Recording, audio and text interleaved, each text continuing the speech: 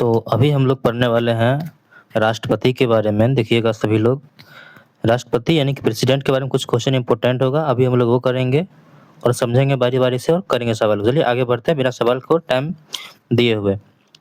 कहता है पहला कि राष्ट्रपति के पद के लिए क्वालिफ़िकेशन क्या चाहिए? यानी कि अर्हता यानी क्वालिफ़िकेशन क्या चाहिए? ये किस अनुच्छेद में बताया गया है? ये जो है अनुच्छेद 58 में बताया गया है। इनकी योग्यता क्या होना चाहिए? जब आप पढ़िएगा पकानिको का द्वियोदशम तो 58 में बताया गया है। तो ये योग्यता क्या होना चाहिए राष्ट्रपति पद के होने के लिए? अगला क्वेश्चन है कि राष्ट्रपति पद के लिए आयु कितना होना चाहिए? और मान लीजिए किसी को आपको आयु बन यानी कि राष्ट्रपति बनना है, इसके लिए आयु कितना होना चाहिए? इसके लिए जो है संविधान में आयु बताया गया है 35 वर्ष, यानी कि 35 वर्ष होगा तभी इसका जो है सो इसको राष्ट्रपति बनने के लिए जिम्मेदार हो सकता है। अगला क्वेश्चन है कि भारत में राष्ट्रपति का निर्वाचन किस प्रकार किया जाता है? यानी कि राष्ट्रपति कोई बनने के लिए निर्वाचन अगर करना है, तो उसका निर्वाचन किस प्रकार से होता है? तो निर्वाचन जो होता है सो अप्रत्यक्ष मतदान से होता है। प्रत्यक्ष लोग इससे हम लोग यानी वोटिंग नहीं करते हैं, हम लोग आप लोग वोटिंग नहीं करते हैं। इनका वोटिंग जो होता है निर्वाचन जो सदस्य होता है, जो सदस्य निर्वाचित हो चुके हैं पहले लोकसभा, विधानसभा में या फिर उनके सदस्य में, वही लोग जो है सो इनको चुनते हैं। अगला क्वेश्चन है राष्ट्रपति चुनाव में मतदान करने का अधिकार किसे होता है? तो किसे होगा? अब जस्ट बताया है। ऑप्शन नंबर सी हो जाएगा, राज्यसभा, लोकसभा और विधानसभा के निर्वाचित जो सदस्य होते हैं उन्हीं को चुनने का अधिकार होता है। अगला क्वेश्चन है कि राष्ट्रपति पद के उम्मीदवार के प्रस्ताव हेतु कम से कम कितने निर्वाचक होना चाहिए? तो कम से कम 50 निर्वाचक होना चाहिए, यानी कि आपको 50 वोटिंग होना चाहिए आपके पास, निर्वाचन जो सदस्य होता है उसका, तभी आप जो है सो राष्ट्रपति पद के लिए उम्मीदवार होंगे। अगला क्वेश्चन है राष्ट्रपति का चुनाव किस प्रणाली द्वारा किया जाता है?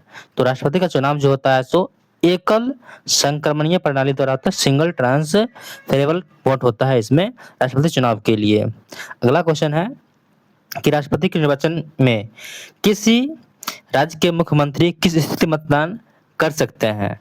देखिए अगर कोई भी मुख्यमंत्री है, जल्दी से वो मतदान नहीं करते हैं और ऐसे कैसा सिचुएशन बनता है कि मुख्यमंत्री जो है सो वोटिंग नहीं करते हैं। ये सिचुएशन कहलाता है कि अगर कोई व्यक्ति वो जो मुख्यमंत्री है राज्यसभा के यानी कि उच्च सदन के सदस्य अगर है, ठीक है, तो फिर वो वोटिंग नहीं करेंगे, क्योंकि मुख्यमंत्री और राज्यसभा जो होते हैं उच्च सदन के ही सदस्य होते हैं, इसलिए यहाँ पे मुख्यमंत्री यहाँ पे नहीं कर पाएंगे अगर सदस्य हुए तो। अगला क्वेश्चन है कि राष्ट्रपति के निर्वाचन मंडल में कौन शामिल नहीं होता है? तो राष्ट्रपति का जो निर्वाचन मंडल जो होता है सो कहता है निर्वाचन मंडल में शामिल नहीं होता है। तो शामिल वही लोग नहीं होंगे जो संसद अथवा विधानमंडल के सदस्य होंगे, यानी कि जो राज्यसभा के सदस्य होंगे ये तो इनके ही पार्टी के हो गए, तो अपना घर के आदमी को वोट देगा नहीं, इसलिए यहाँ पे जो है सो वोटिंग को नहीं कर सकते हैं, क्योंकि अगर वो वोटिंग करेंगे तो खुद को ही चुन लेंगे आसानी से।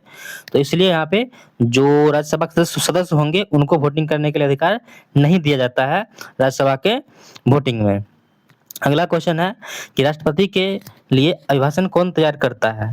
तो राष्ट्रपति की जो अभिभाषण होगा उसका इसका जो तैयार करेगा अभिभाषण, वो तैयार करेंगे केंद्रीय मंत्रिमंडल। केंद्रीय मंत्रिमंडल जो सदस्य होते हैं वही लोग जो होते हैं सो इनके अभिभाषण को तैयार करते हैं। अगला क्वेश्चन देखिएगा कि राष्ट्रपति की मृत्यु मान लीजिए किसी कारण से हो गया, ठीक है ना, तो कितने समय के भीतर कम से कम वो सर निर्वाचन हमें राष्ट्रपति के पद पर फिलअप करना पड़ेगा? इसके लिए अधिकतम माह जो दिया गया है 6 महीना के अंदर अंदर या 6 महीना हाईएस्ट तक में से भरना जरूरी है।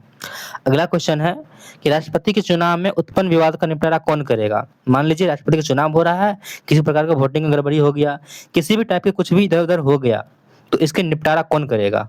तो इसके लिए होते हैं सर्वोच्च न्यायालय। सर्वोच्च न्यायालय ही इसमें न्याय करेंगे और किसको क्या वोटिंग है, क्या सही है क्या गलत है, बस यही यहाँ पे राष्ट्रपति के निर्वाचन में ये सुधार विचार विमर्श कर सकते हैं।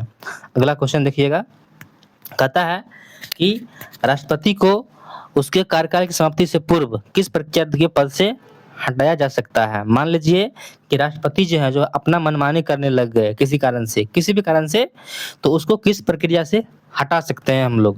तो संविधान में इसके द्वारा बताया गया है कि महाभियोग लगा करके राष्ट्रपति को हम लोग हटा सकते हैं। एक्चुअली हम लोग नहीं हटाएंगे, जो भी निर्वाचित सदस्य हैं राज्यसभा लोकसभा के सदस्य हैं, निर्वाचन जो भी सदस्य किए हुए हैं, यही लोग महाभियोग लगाएंगे और इनको हटा सकते हैं।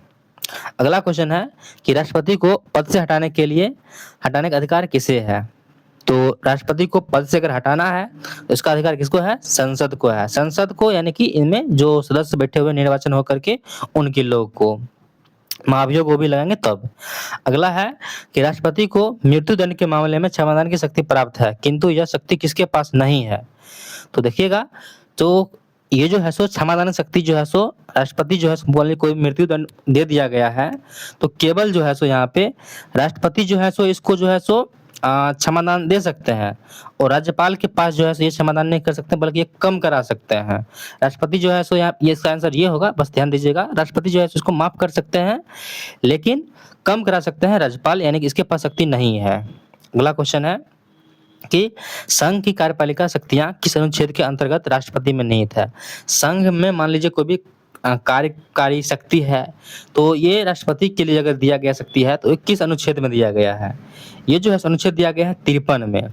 जब आप पढ़िएगा पकानिको का दिए समय तो प कान यानी कार्यपालिका, तो कार्यपालिका में जितने भी शक्ति हैं वो राष्ट्रपति में निहित है, अनुच्छेद आर्टिकल्स 53 के अंतर्गत आता है ये। अगला क्वेश्चन है कि आर्टिकल 61 के अंतर्गत राष्ट्रपति पर महाभियोग संसद के किस सदन के द्वारा लगाया जाता है? तो ध्यान दीजिएगा, संसद के कोई भी सदन अगर है, संसद के कोई भी सदन द्वारा है वो लगा सकता है, यानी कि संसद किसी भी सदन, लोकसभा हो राज्यसभा हो, ये उनके महाभियोग इस पे लगा सकते हैं राष्ट्रपति के ऊपर। कहता है भारतीय संविधान का कौन सा अनुच्छेद राष्ट्रपति के पुनर्निर्वाचन की पात्रता निर्धारित करता है? देखिए पकानिको का द्वयोदशम यानी कि दोबारा निर्वाचन के लिए पकानिको का द्वयोदशम दोबारा निर्वाचन यानी कि किस अनुच्छेद के अंतर्गत होगा? तो आंसर हो जाएगा 57। पकानिको का द्वयोदशम करिएगा तो 57 पे आ जाता है ये, तो यानी 57 के तहत ये राष्ट्रपति को दोबारा निर्वाचन की पात्रता है, दिया गया है उनको। अगला क्वेश्चन है कि संविधान संशोधन द्वारा राष्ट्रपति को किसी विधेयक